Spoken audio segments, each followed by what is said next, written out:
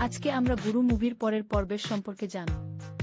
এই গল্পের মূল চরিত্র একজন আত্মত্যাগী, সমাজ সংস্কারক এবং ন্যায়পরায়ণ ব্যক্তি, যাকে সমাজের সর্বস্তরের মানুষ নিজের অভিভাবক ও গুরু হিসেবে মান্য করে।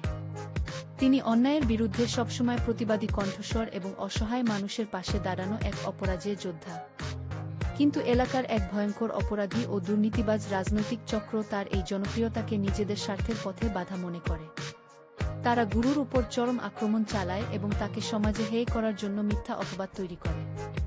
নিজের নৈতিকতা ও আত্মবিশ্বাস নিয়ে গুরু একা সেই সমস্ত ষড়যন্ত্রের বিরুদ্ধে প্রতিরোধ গড়ে তোলেন।